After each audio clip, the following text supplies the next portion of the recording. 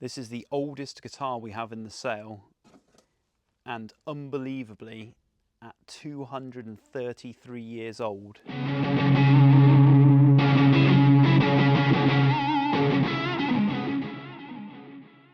Hey everyone, welcome back, and this is the final consignment update before the sale from the 11th to the 14th of June 2024.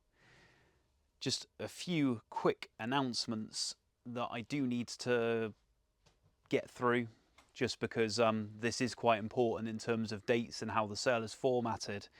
So the Bernie Marsden collection, which kind of heads up this sale, along with artists associated guitars and entertainment memorabilia, will all be sold on Tuesday the 11th of June 2024. All the other guitars, which includes part 1 and part 2 guitars, which we did used to split over 2 days, they're now all going to be on one day on Wednesday the 12th of June. So for those of you who are making travel arrangements, especially as I know some of you do like to come down and stay over, the artist associated guitars are going to be now, including the Bernie Marsden collection, are going to be on a separate date from all the other guitars. So please do bear that in mind. On the Thursday, which will be the 13th of June, we have amplification, effects, guitar spares, studio and audio equipment, some really good things in there. I always say I'd like to feature some of the amps and pedals more. We haven't had a chance to do that much recently, and probably not in today's video, but when we do the sale room tour we will try and look at those. And then on the final day we will have some antique and classical guitars on Friday the 14th of June 2024. And we do have a very, very good collection, private collection of antique and classical guitars coming in, about 20 lots from there. But in total, about 60 lots on that day of good antique and classical guitars. So, got some lovely things to feature today, some quite special things, some very old things, some artist associated things as well. So, yeah, let's have a look and let us know in the comments what your favourite thing is. Now, this is a very important guitar in Martin's history, in Eric Clapton's history, in acoustic guitar history, and you have to bear with me a little bit while I process and pull out all the information that I need to tell you about this guitar. But most of you will recognise what this is. So on the face of it, it is an Eric Clapton 00028 EC. Now, the significant thing about this guitar is this is the prototype that was given to Eric Clapton for approval of this model.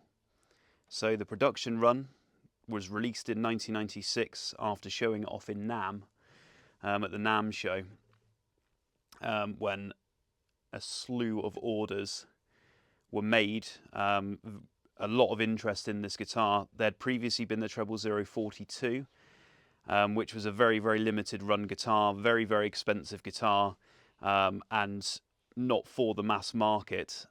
So the idea from Martin was put towards Clapton to release essentially a stripped down model, production model that was more affordable and sort of could go into that mass production. So the 00028 EC was put towards Clapton, he approved, and it's essentially a guitar that is just as good tonally, and as a guitar itself just has a bit less of the glitz. Now, 4 prototypes were made. This guitar is one of them, proven by the serial number. Dick Boak has confirmed this, the man and the historian at Martin who has written the guitar Martin Guitar Masterpieces. And 2 are marked AR write-off, which are essentially guitars that have been sent to Eric Clapton himself. It's thought that this is the only one with what is known as the 1935 sunburst top. And this guitar came from, or should I say the vendor is an artist that worked very, very closely with Eric Clapton and his then manager Roger Forrester. So this was in the early 2000s that the vendor acquired this guitar directly from Roger Forrester. It was in the offices. We've got all the provenance and paperwork confirming the sale of this with all the matching serial numbers. So there is a quote in Dick Boak's book, which is one of the books on Martin guitars. The Martin Guitar Masterpieces book came out in around 2003. There's a quote in that book relating to the story of this guitar, and via Lee Dixon the quote came back saying, "I love my treble 042s, or don't get me wrong, I love my treble 042s, but this is the best acoustic guitar I've ever played in my life." Now, it is thought, because of where this guitar came from, and the whereabouts of the other 3 prototypes are not known, that he was referring to this exact guitar. So he said that about this guitar. Now, Clapton was known for playing treble 028s and 42s. I think the song Wonderful Tonight he wrote on a treble 028 acoustic, a 1970s one, so he was very well known for using them. But this guitar in particular, it is thought that quote was about this guitar. So absolutely fantastic provenance. This was the guitar that was sent to Clapton for approval. And once that approval came to be, this guitar is responsible for going on and launching the production model,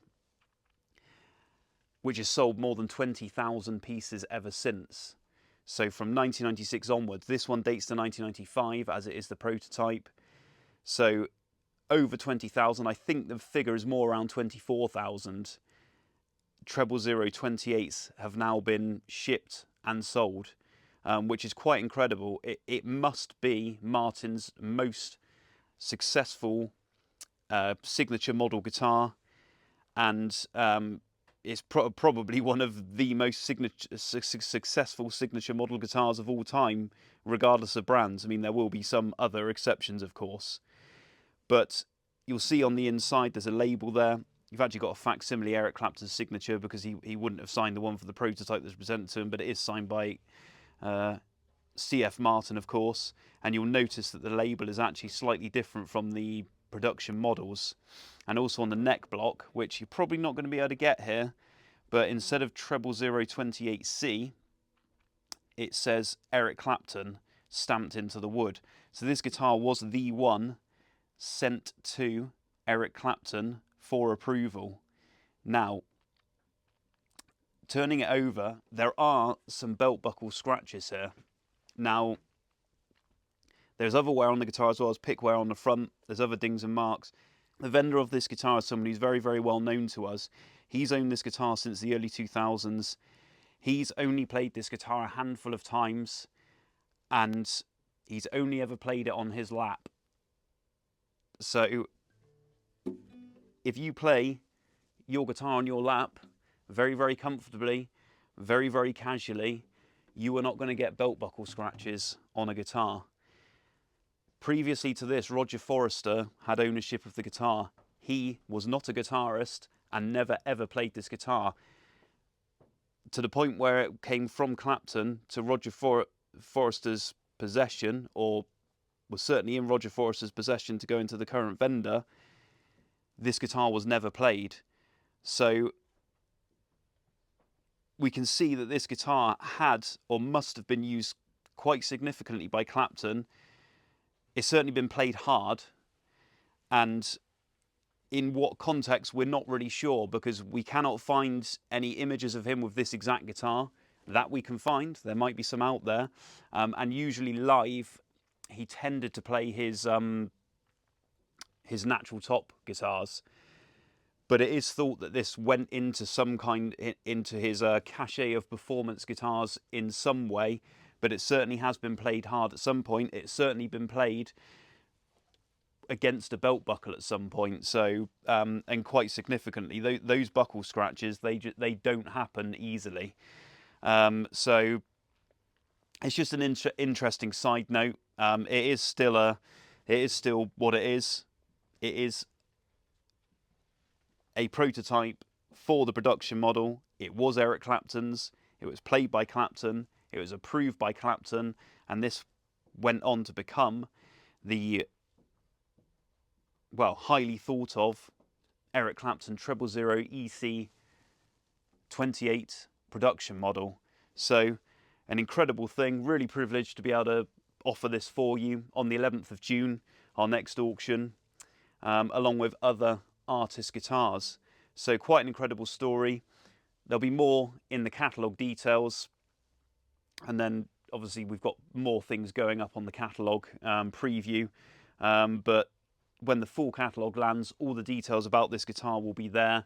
Really, really interesting thing, interesting story, and yeah, certainly quite an exciting thing in the history of Martin guitars, in the history of Eric Clapton and, you know, his guitars. So yeah, really, really looking forward to see where this ends up. This is quite a sweet little thing. Dates from the 1940s, made by Kay. Don't really see many of them around. It's called the U-Strad, and it's like a terz size guitar, kind of like a Martin 518. And you don't see many of them around. But they're a very buyable vintage guitar. As you can appreciate, it's quite a niche thing. But you've got sort of this mahogany back and sides, this spruce top. The guard on this one's later. You've got a Japanese pickup that someone's put on. But the mad thing is, for such a small guitar, it's just got this absolutely huge neck with a slight V profile. You can see we got typical tuner head shrinkage there. But I just think it's a sweet thing. Like I said, you don't see them that often, and just something a bit different, isn't it? But that is a Kay U-Strad from the 1940s, and yeah, nice little armchair guitar. It's quite clever, isn't it? Quite a cool thing. Little side profile of a head there. So something else a little bit interesting that I don't think anyone will have seen. Quite interested to know who made this. No idea.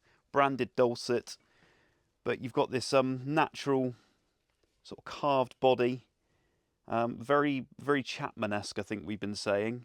But yes, this sort of pancake body, as you can see from the side there, sort of two-piece sandwiched body, or not quite a sandwich, is it? It's just two pieces rather than anything in between. But really, really well-made guitar. You've got this bolt-on, it looks like wenge neck, and with this sort of side profile carved head, as we've seen, Sperzel locking tuners.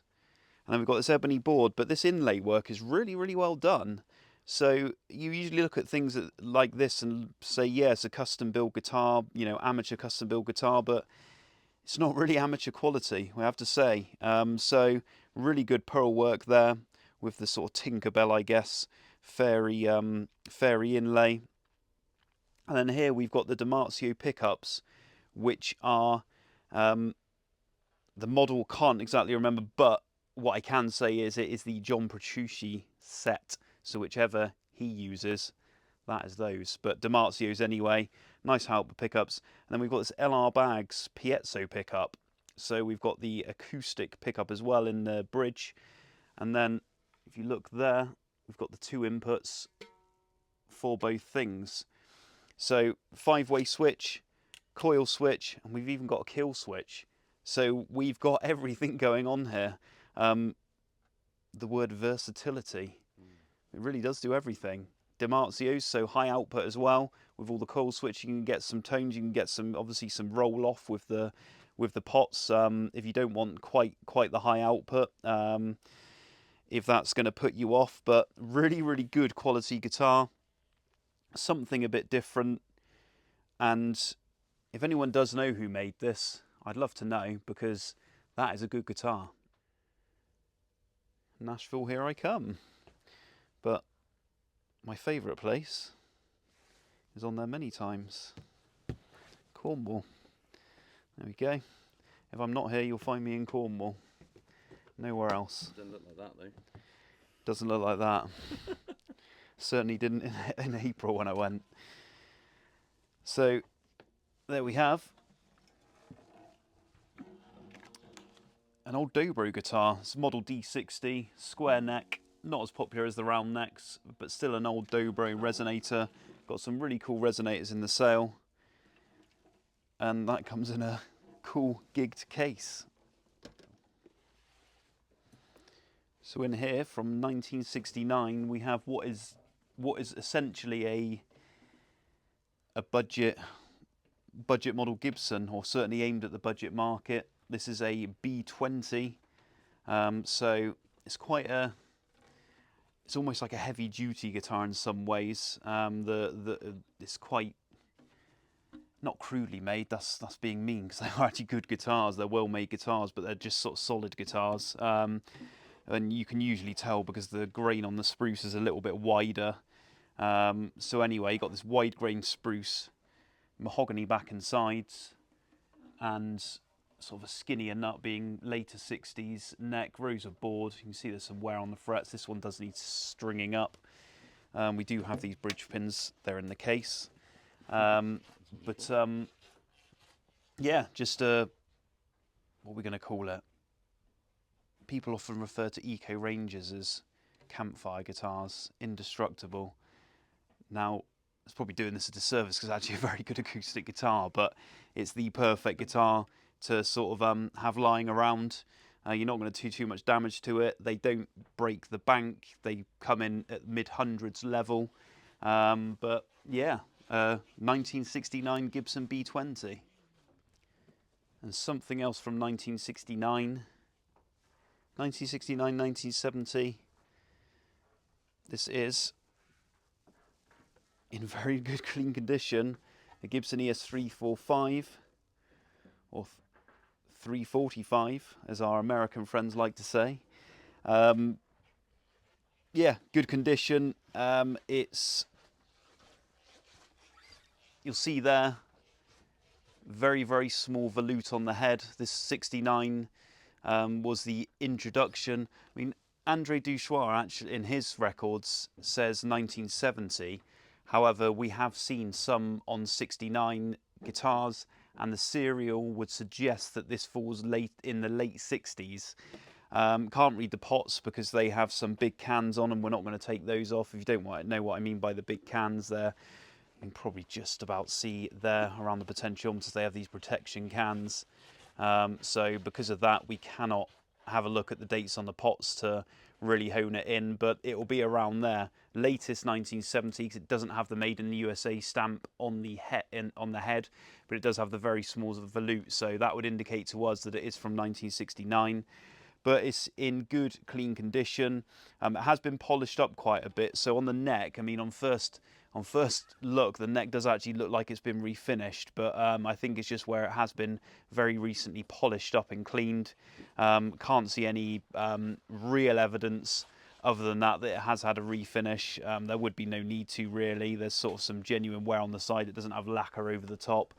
But yeah, apart from the light loss to gold plating, good clean example from 1969, and you'll be hard pushed to find one much better, especially with its original Lowden case. So if you want the ultimate 70s Stratocaster, then this is probably it.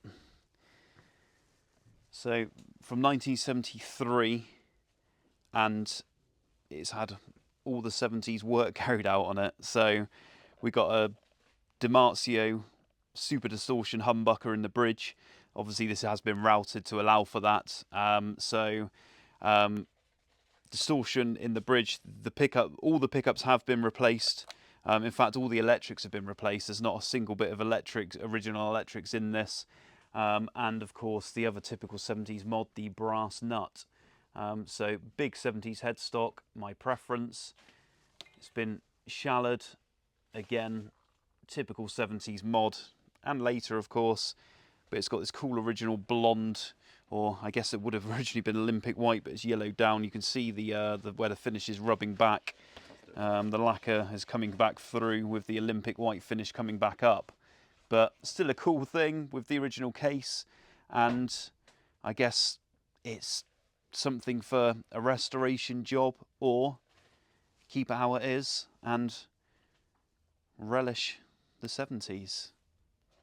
So in this Selmer case, British issued cases, we have, there we go, it should stop. I'm going to take that out quickly and close that to protect the hinges. This is another cool 70s guitar. So bang on 1970. So right on the cusp of being between 1960, the 60s and 70s guitar, 1970, and this is a Hardtail Strat. And this is really, really lightweight, really nice weight. Probably lighter than the majority of much desired pre-CBS Strats. But we do have some changes. Essentially all the electrics are original, so you can take my word on that. There's a little bit of routing for some reason in one of the cavities, but all the pickups do look fine. They all have 1970 dates on, as do the pots. The saddles have been replaced. At some point it's had some brass saddles which are still in the case, and these saddles have been put on later, sort of more traditional style, and actually more traditional early 60s style, although they don't date from the 60s, they are repros. And again, we have a brass nut, so another 70s mod there. Of course, it could have been later, but it was very popular back then. But this is a really cool guitar. I love hardtail guitars in general. Not a fan of the trem system at all, especially on Strats. And there you go, you've got the string through system there. Serial plate, very rusted and corroded. You can see this guitar's been used quite a lot, and at some point it's probably been strung up for a lefty, the old Hendrix job. So yeah, really cool guitar.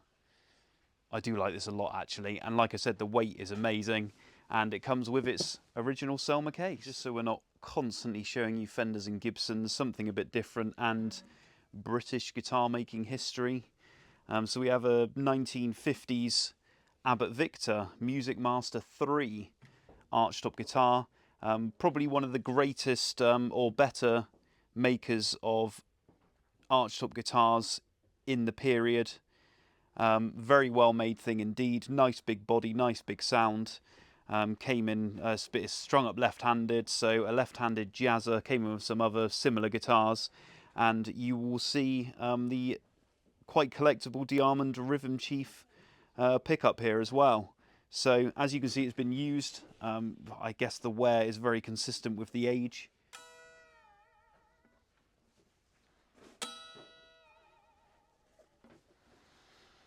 It's got one of them whammies. It's quite a cool guitar. It's an EVH Wolfgang Standard. Nice quilted finish with the high output pickups there, and the Floyd Rose, licensed Floyd Rose trem, roasted maple neck. I do like these EVH guitars actually. They just feel nice and compact, even though they are sort of standard scale. But this one, Indonesian factory, 2022, so quite a modern guitar and in good condition. And they don't break the bank. Sort of, what do they bring? £300 to £500? Not bad at all. This is actually not the guitar that I thought I was going to be showing you right now, so I'm a little bit unprepared. I'll find that guitar in a minute. There's another Gretsch I need to show you, but this one I would have featured at some point in this video, so here we go. 2007 Gretsch White Falcon. This is the G6136DS, and as the vendor stated, it was actually hardly played. Later on in the sale, we do have in the guitar spares section, a wall cabinet, display cabinet for a guitar, and this guitar was in there, so the chap had this on his wall in his home, because it is a great looking thing, isn't it? White Falcons, they're good looking guitars, but they are great guitars as well. So Japanese made this one. Really, really well made guitar in fantastic condition, because it was hardly played, to be fair. And yeah, original case with all the papers, and I'll try and find the guitar I was going to show you. Here it is. This is the one I thought I was about to introduce to you. So this is a Korean made, this one. This is the G5422T, and this has the pinstriping by Mr. Hot Rod Walt. So limited edition guitars by the pinstripe artist, and these just look really cool, don't they? Very, very rockabilly, the whole pinstriping thing. And it comes with all the paperwork that, or it comes with a A5 document with his signature on, just to confirm that he has done this one. And there's his signature on the bottom as well, number 105, Hot Rod Walt. In case you missed it, go back and check out last week's consignment update if you like Ibanez guitars. Lots of them. And here's another one from a different collection. An early RG Ibanez. This is from 1987, and this is the RG550. Pretty sure it is. But there we go, in the Desert Sun finish. Missing the back cavity there. Serial number dates it to 1987 along with the spec. And yeah, if you like Ibanez guitars, that is a cool thing. I really like the colour of the finish. It's sort of more, they call it Desert Sun, but it's more neon yellow, isn't it? But yeah, more Ibanez guitars for you. So we've had some pretty nice Gibson Custom things coming very recently, right towards the deadline. Of course, the deadline's now passed. No more things coming in for sale. This is a Gibson Custom. The documented name is a CS-336. They're basically a smaller 335, smaller bodied. So those of you who can't get on with the big body 335s, there is the smaller equivalent. So this one is the 336F. So you've got the flamed maple, figured maple top. Light checking on this one. You can see here these pickups are not original. These are bare knuckle Mississippi Queens. So sort of more of a P90 type pickup. But this is in good condition with the case and its certificate of authenticity. And there you can see the custom shop serial and logo. Heading back to the 70s. So here we have a 1973 4001 Rickenbacker. Now, some of these early Rickenbackers are a really good weight and they're really well balanced. So 1973, you have slightly earlier features. This one's, this is a good example. Really good condition, single owner from new, and it's obviously been used. There are some buckle markings at the back, but carefully, yeah, one careful owner. Got the Grover USA tuners on this one. And of course we've got the Fire Glow finish, which is sort of the red finish. And apart from some minor dings, there's obviously some fretwear. There's quite a lot of fretwear actually, but there's no, it hasn't been abused and thrown around, which is nice to see. And of course you've got its original case, which a lot of the cases do not last the test of time. As I said, just, well, not long ago at all, on the 336 we showed you some good custom Gibson custom guitars, and this is nice. You know, I've got quite a lot of good Gibson custom Les Pauls in the sale. R8s, R9s, and this is an R6, so the P90 loaded gold top with its original case. Good condition from 2013, some light marks to it, but otherwise it is a good example. And here's another one, another CS-336F. Slightly different finish this one, but this one has its original pickups. As you can see, it's got the from the earlier custom art historic with the certificate there. Original case, great condition, more Gibson custom stuff. Smaller 335. So from 2011 we have more Gibson Custom, and again a really nice guitar, sort of Memphis factory, and This is a cherry finished ES-330, ES-330 L, so long neck, where the body joins at the 19th fret. So this sort of a later 60s feature, but in good condition with its original case again, from the same collection. Nice guitar. And talking of the Memphis factory, here is a Gibson ES-275, so Gibson Memphis, and this is from 2017. Sunburst finished dog ear P90 pickups, got this rounded cutaway. Yeah, again, very good condition with original case. So we got this case on this keyboard stand, and I guess, yeah, I'm off. Bye-bye. We could have put this on as original stand, but time constraints right now, and you're just going to have to watch me fumble these latches for a while. There we go. So here we have a 1950s Gibson console Grande. Really smart.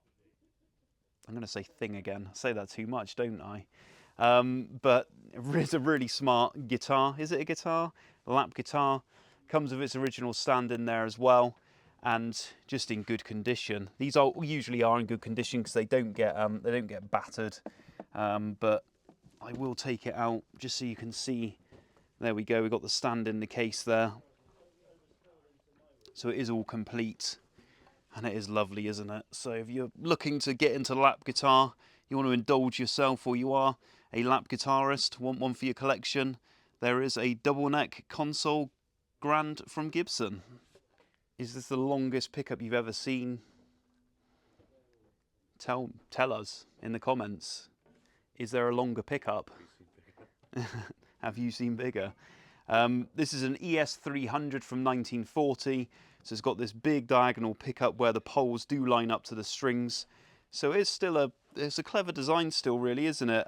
Early arch top from 1940. I guess the golden era of Gibson arch tops.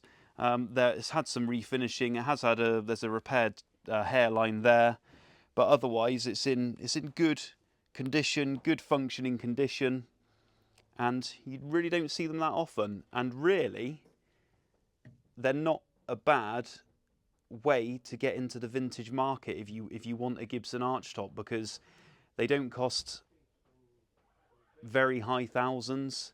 They tend to be sort of within the £2,000 to £4,000 range, and obviously plus buyer's premium. But yeah, cool thing. And let's feature a more normal Fender, very modern. Where are we looking? 2008-ish Telecaster Deluxe in the Olympic pearl finish. So this guitar is actually apart at the moment because it's literally on the bench as we're recording this video. But this could be the last consignment update before the sale, so worth featuring. Early 70s Gibson SG Custom. You'll see it's had a replacement guard, but luckily we can actually have a look inside and see what is going on. So it has had another pickup at some point, hence why the guard's been changed. So it looks like there's been a P90 pickup put into the middle position. But you'll see there we've got the patent number stickered pickups that do date from the early 70s. You can see there, pickguards.com. Where else to get your pickguard but pickguard.com? It's almost too obvious. It's far too obvious. And so walnut finished body. Some of this hardware does look like it might have been replated, but we do have a replacement bridge. I think that's a Faber bridge. Yes, it is. So replacement bridge there. These are quite good bridges actually. They screw in quite well, and you can see some of the Maestro is there. And I'm just going to carefully pick this guitar up, and you will see got the original waffle back tuners as well, purchased from Kennard's at some point in musical instruments.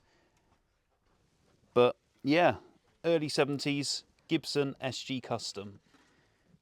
Fender Custom Shop Strat. This is a custom deluxe Stratocaster. There we go. And not an awful lot you need to say about it. Good clean condition, sunburst finish, original case with the certificate of authenticity. good guitar. And this is quite an early Lowden guitar. Very low serial number, 915. So made in Northern Ireland, George Lowden guitar. Indian rosewood back and sides, as you can see, with the cedar top, ebony board, and the mahogany neck with the maple stripe. You can see how good condition this is, very good condition. And I should say the model number, this is an L27F. But it's got its original green Hiscox case as well. A very, very good guitar by one of the best regarded acoustic makers out there. So this is a really good example of a mid-60s Hofner Committee E2 blonde. So it's not the sort of the thinner one, it's got a fuller body, but look at that bird's eye maple, really highly figured, especially on the sides, but in really well looked after condition. Electrified committee arch top from Hofner, and it comes with a, what looks like it's more like an Ibanez case, that one. But yeah, good example, you won't find one much better than that. So in here we've got a very good quality Colton case, which usually means you're going to find something good inside, because these cases are worth a lot of money. And they're usually handmade for the instruments, or bespoke made like this one is.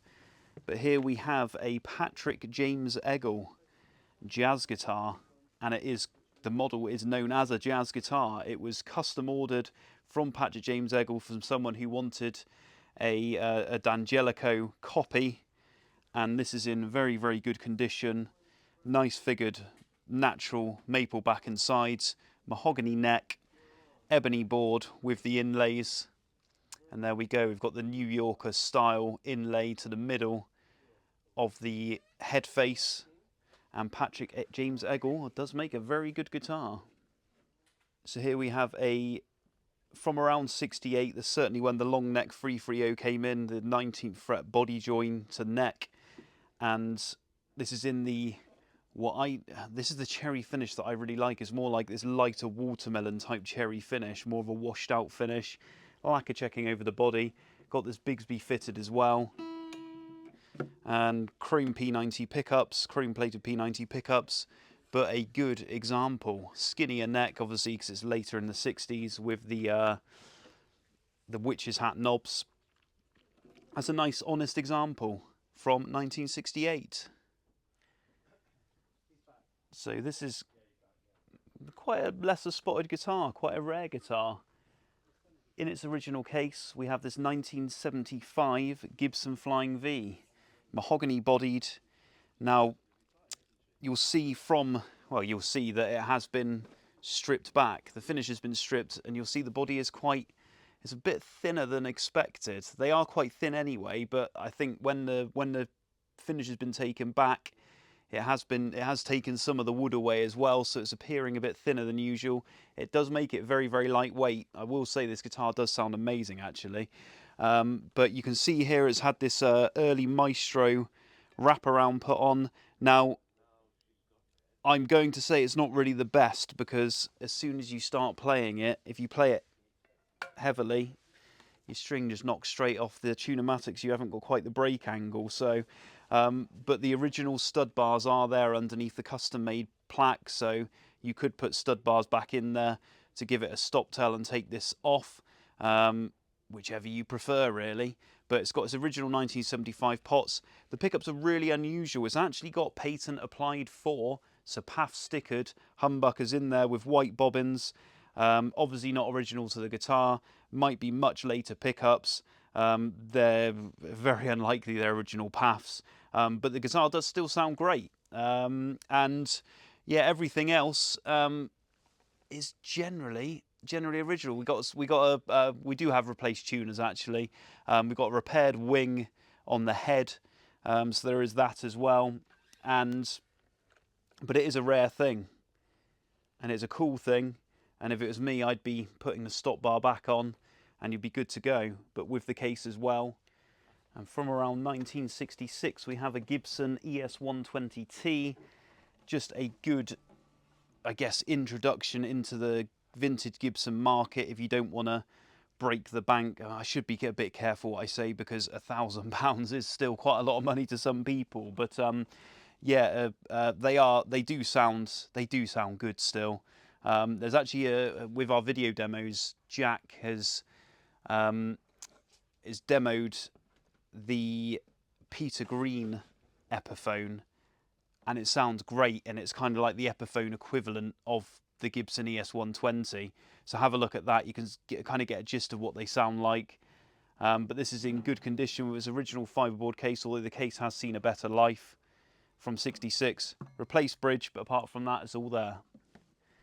It's got some very nice modern acoustics in the cell, sort of boutique-y type makers. This is a Brent McElroy, who was a disciple of Lowden. So this is an ASP18C, and this guitar was actually finished in April 2024. So it is brand new, box fresh Brent McElroy guitar. So it's in great condition. From McElroy to McElroy. This is Brent McElroy, based in the US. This is a 000 model. It's actually custom made for the seller, so single owner from new, this one. So yeah, custom order guitar. And again, fantastic condition with a decent quality Emeritage case. And this has got walnut back and sides, as you can see there, and the spruce top. So a nice cutaway acoustic guitar by another very, very good maker. Posted this on socials the other day, and a bit of a split opinion about these, but the majority of people were very positive about them. Don't see them as often in the black finish either. It's a factory black finish, 1983 Fender Telecaster Elite. I think they're really smart guitars. I think it looks really cool in the black finish. And yeah, with the active circuitry, I really do like them actually. So here we have a 2009 Collings I35 hollow body electric guitar. Again, in lovely condition, really high figured tobacco sunburst top. And Collings make great guitars, as we know. Mahogany back and sides on this one. Fantastic acoustic guitars they make. Not as many electric guitars, but the electric guitars they do make are very good, and they're always based on sort of Gibson models. And yeah, that is their 335 equivalent, I guess, the I35. So in here we have a nice J-45. So if you prefer your thinner nut guitars from the late 60s, this is a 67 Gibson J-45. If you prefer the wider nuts, then we have a 1953 Gibson J-45 in the Bernie Marsden collection, of course. But this is in good condition from 1967. Everything's good, it's all set up well, nice flat top, not really any significant bellying or anything, but a nice example, obviously a played example, but even has that vintage Gibson smell. So this is from 1997, this is a Paul Reed Smith Artist III. Now the Artist range, it's kind of a precursor to the private stock program. So you get sort of higher end appointments, as you can see. Look at the really tight grained maple top on that. I guess you class as a 10 top. Made in limited numbers. This is number 140 that was made within that program. But yeah, 1997 PRS Artist III.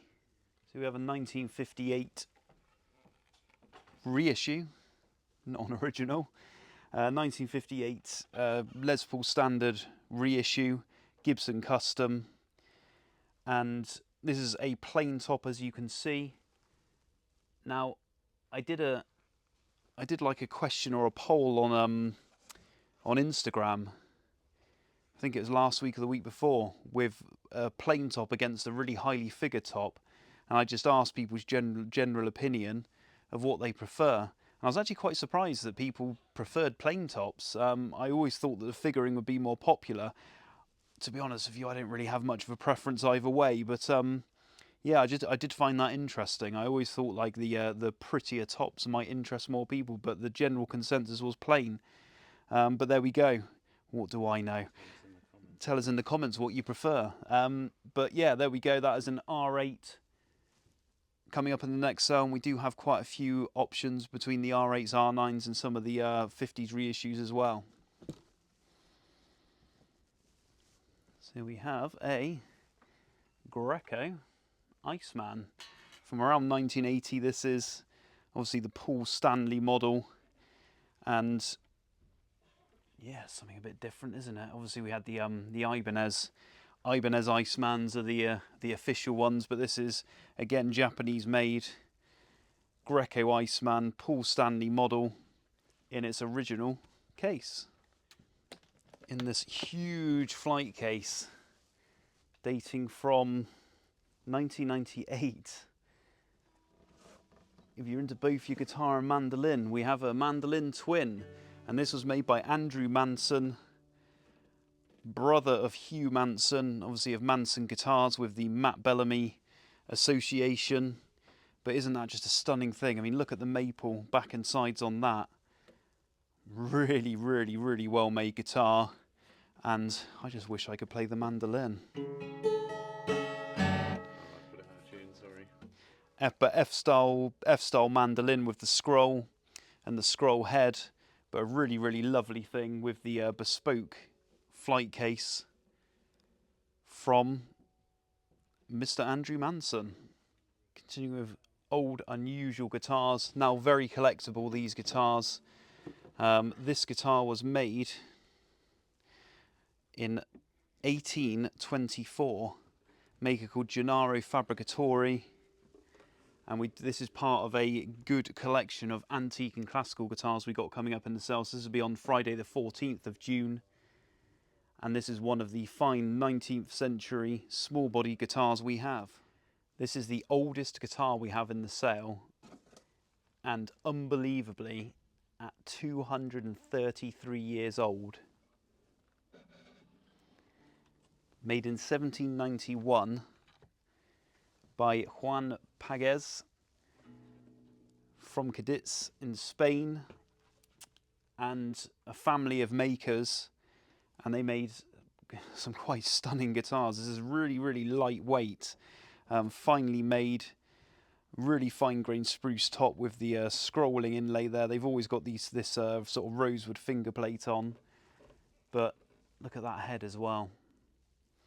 So it's in double courses. So it's essentially like an early 12-string guitar. So you've got 6 double courses with the friction peg tuning, Cypress back and sides, a very common used wood back from back then, cedar neck. Had some repairs over the years, but let's not forget it is a 233-year-old guitar. I mean, look at the Martin D28 we've got with a replaced top and a replaced fingerboard that is significantly younger than this guitar. Dating at 1938, isn't it, that one? So yeah, quite an amazing thing, really. A phenomenal thing to hold. 233 years old, wow. There we go, ladies and gentlemen. Thanks very much for joining us again today, and I think in the future we should make some Guitar Auctions bingo cards, and for all the words I keep saying too often, like thing. Now, the problem with the word thing is a gentleman mentioned in some comments that I keep saying it too much and it's a very bad habit. Maybe it is, but these things are things. And since it's been said, I can't stop saying it. It's brought something out of me. There's various words I say too often. Thing, cool, phenomenal. I apologise if you find these words annoying, but they're ingrained in my vocabulary. But anyway, jokes aside, thanks so much for joining us today. That is the final consignment update. We will come back with a sale room tour. Towards the end of next week, we will have video demos, lots of video demos taking place, and a few other videos coming up for the auction as well.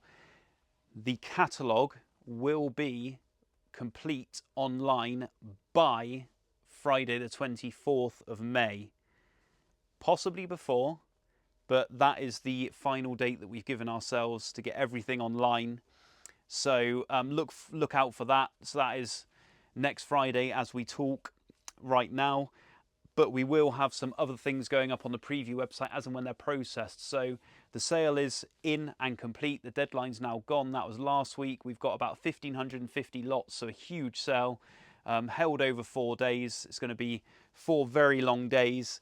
And as you heard at the start of the video, the important thing is that all the artist associated guitars, memorabilia, including the Bernie Marsden collection, are going to be on the 11th. All the other guitars are going to be on the 12th. So please do be aware of that, especially if you're making travel arrangements. But I think that's all I need to say. Thank you for joining us today. Please remember to like and subscribe, hit the bell icon. It helps other people see these videos, and it's very much appreciated to grow our channel. And we will see you very soon with a